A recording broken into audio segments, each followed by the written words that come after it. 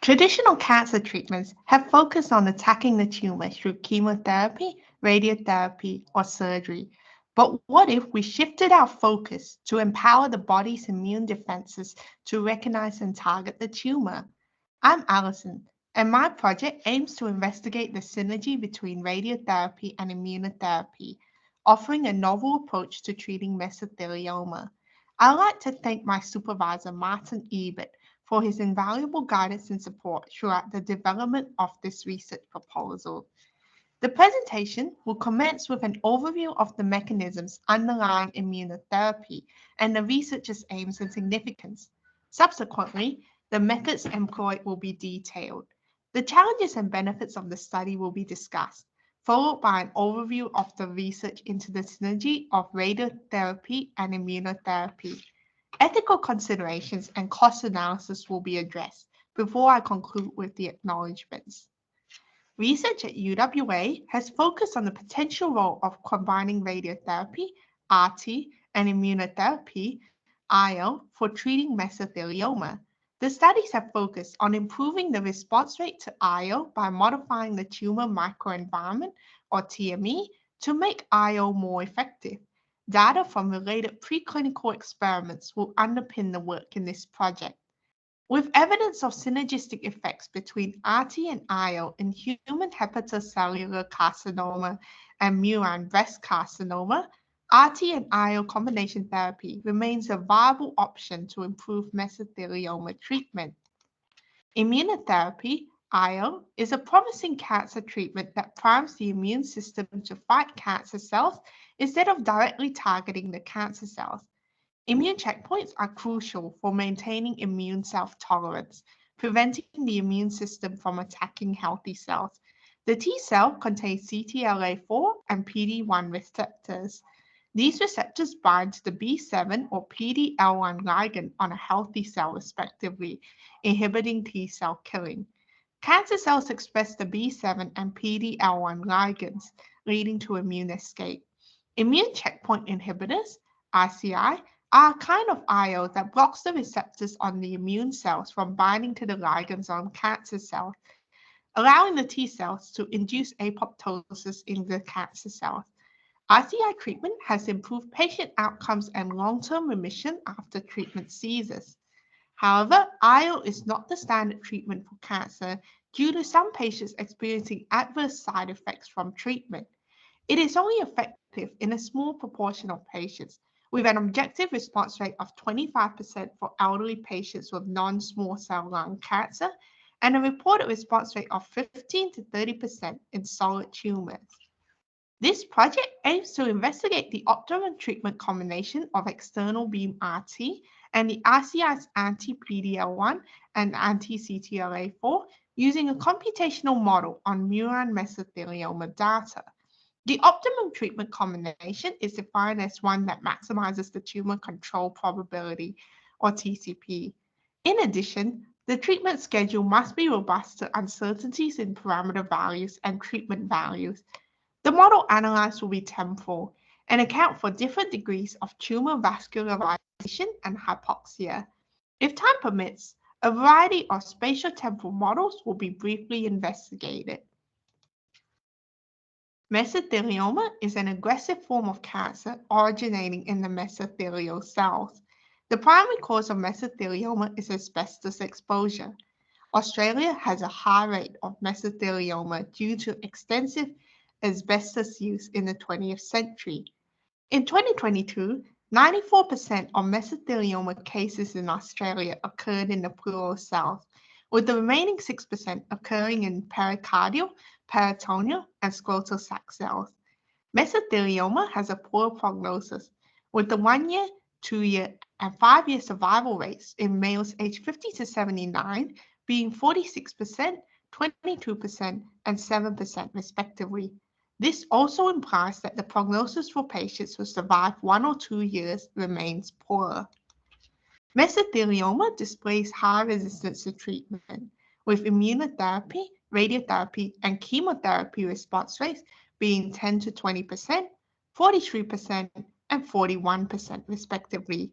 RT is primarily used as a palliative treatment due to a lack of clinical trials and pulmonary toxicity. The standard first-line treatment for mesothelioma is chemotherapy. There will be 4 distinct phases to the project. The first phase will assume the dose per fraction of RT and IL remains constant. In addition, the model will not consider tumor vascularization. The model used will be Gonzalez-Crespo et al.'s mechanistic model of the TME. A Python implementation of the model has been developed, and a series of RT monotherapy and RT anti-PD-L1 treatment schedules have been analyzed with the model. Therefore, the first phase will mainly consist of fitting the model to the mice treated with anti-PD-L1 and anti-CTLA4 and evaluating treatment combinations involving anti-CTLA4. In the second phase, the model will be modified to include tumor vascularization via the main impacted factor, hypoxia. The 2 results can be compared to deduce the effect of tumor vascularization on treatment efficacy. Tumor hypoxia is known to be a significant factor in determining the success of RT. Hypoxic tumors have higher radioresistance. The third phase will fine-tune the optimum treatment schedule by varying the RT and IL dose administered per fraction. The fourth phase will investigate various spatiotemporal models of the TME. Spatiotemporal models are ideal for evaluating treatment efficacy as the TME exhibits significant heterogeneity, which affect immune infiltration. This is a potential factor that can significantly affect treatment outcomes. The model considers the growth of tumor and immune cells, the release of antigens from tumor cells, and immune-mediated and radiation-induced cell death. The antigens activate the T cells, which migrate to the tumor and cause immune-mediated cell death. Gonzalez-Crespo et al.'s mechanistic model for RT and IL in MATLAB was recreated using Python. The conversion was necessary as POSI systems do not have MATLAB installed. A simulated annealing optimization algorithm will be used to obtain best-fitting parameters for the murine mesothelioma volumes. The model uses pre-existing mesothelioma data on BAL-BC white mice. A parameter fit has already been conducted on the control, RT only, and RT anti-PD-L1 groups of mice. A sample of virtual patients will be generated on POSI supercomputer, and the tumor control probability, or TCP, for each treatment schedule will be calculated using a parallel algorithm. In this study, TCP reflects the likelihood of complete tumor eradication within 30 days post-treatment initiation. Each treatment schedule will have a biological effective dose of 60 gray and a total immunotherapy dose of 0.4 mg. The TCPs will be visualized to investigate the shape of the solution space around the highest TCPs. This procedure will be repeated in phases 2 and 3 with modifications to the model. I have developed the following timeline for my project. Evaluating the multitude of possible treatment schedules is computationally expensive due to the large sample size required for increased reliability. A home computer has insufficient computing power to evaluate the treatment schedules within a reasonable time frame. Therefore, utilizing the POSI supercomputing center's high-performance computing facilities is necessary. In addition, a parallel algorithm can be used to evaluate the treatment schedules to reduce computation time. Developing a computational model to simulate many treatment combinations on a sample of virtual mice will expand the scope of possible analysis.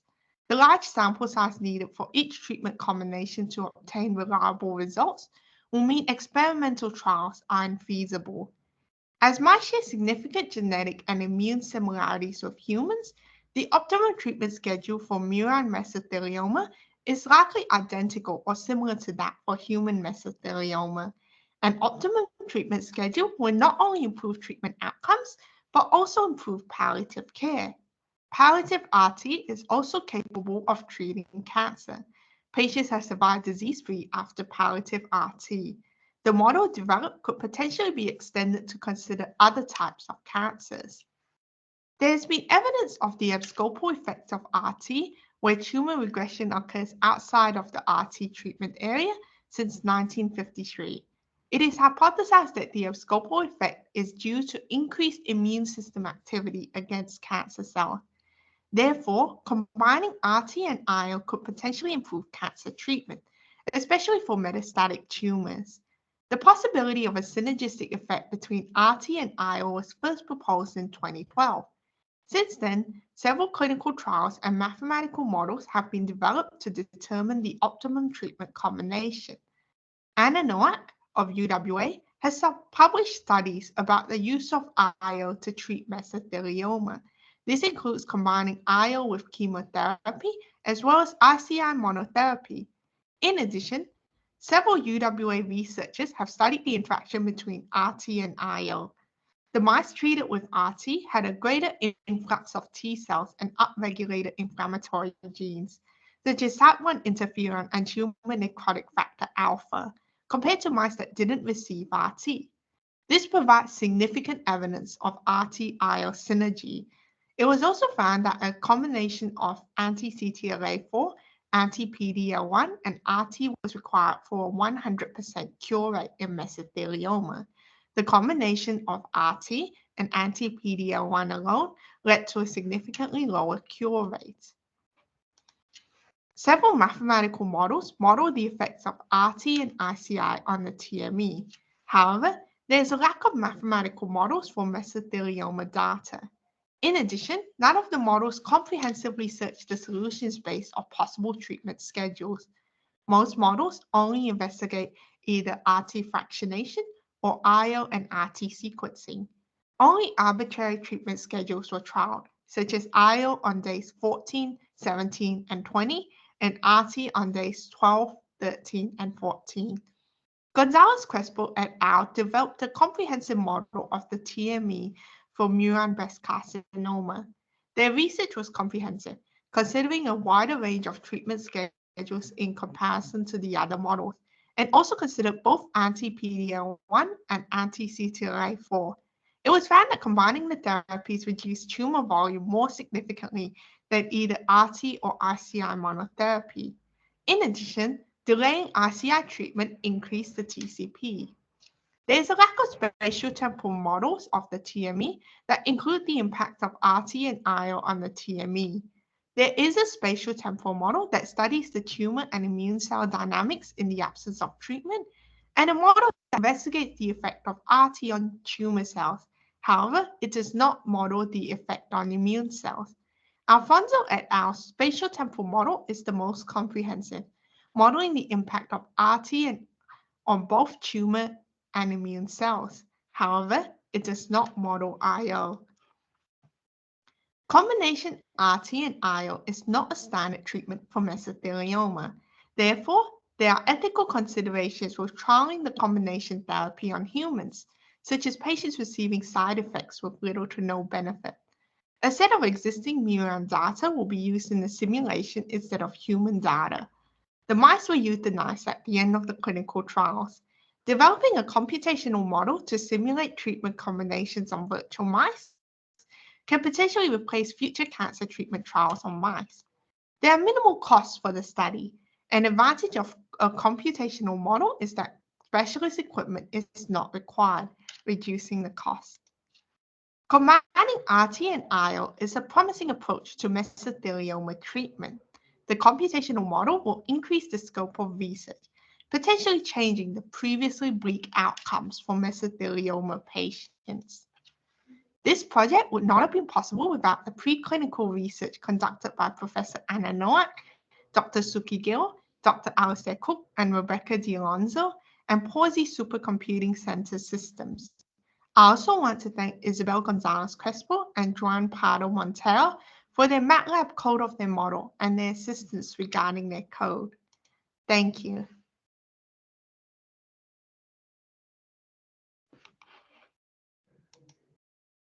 Okay, Allison.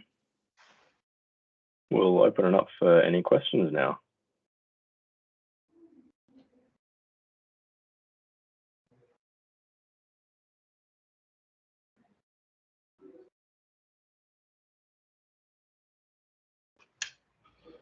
Hey, You were just that clear, Allison.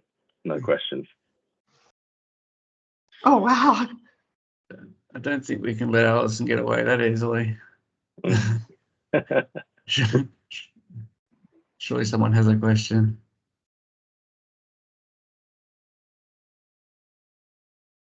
It's clear.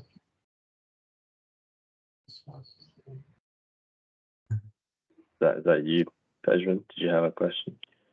I just said it's clear. It was clear. No question.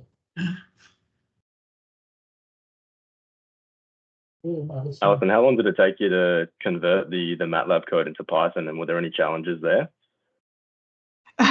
Yes, there were some challenges with converting the MATLAB code to Python, such as like, I guess like a whole different syntax, and I gotta make sure that the results outputted from my Python model is like reasonable given the properties of the tumor microenvironment.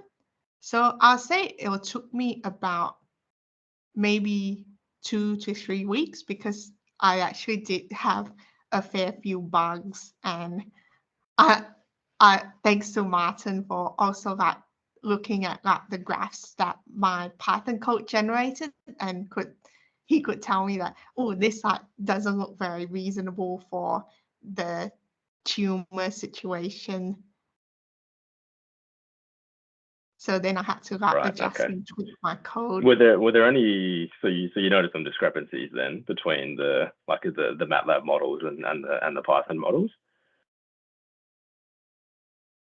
Yes, there were in the initial phases when I was trying to like work out the model, but then like by just like carefully analyzing like what the model output is at each phase, I could like pinpoint there were some discrepancies, and I did manage to fix them in the end. Yeah. Okay. Good.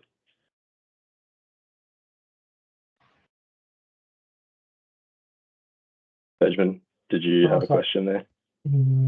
It's not a question. Is more about Allison's performance so far. Allison submitted literature review paper and is under review, the second review, and it's going to be hopefully accepted soon, which is a good progress for such a stage of project. Well done, Allison. And the other thing is, Allison, you mentioned that you are going to have running the codes through POSI. Do you have any agreements or any more information about working with POSI supercomputer for other students, or any recommendation if they want to get involved with POSI for their research? Do you have any suggestions? So actually, like initially, I started this project over the summer holidays through a POSI internship where I had access to the supercomputers, and that's how I was able to like convert the MATLAB to Python and run the parameter fit on some of the data. So I'll highly recommend a POSI internship if you are interested to get a head start, because the POSI internship is mainly open to undergrad students. And it's a great way to also gain like experience in the research life, not just for this project, but I'm sure it'll help me in my future career.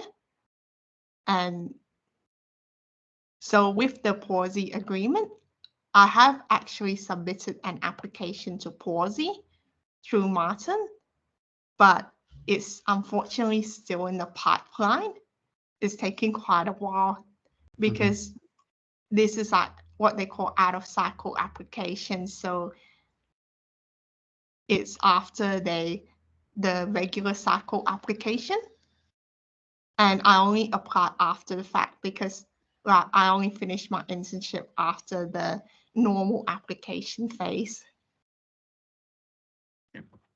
POSI have also just advertised internships for next summer, if anyone is interested. The only caveat is that 50% of the funding needs to come from somewhere else, and I'm not sure where that could come from at the moment.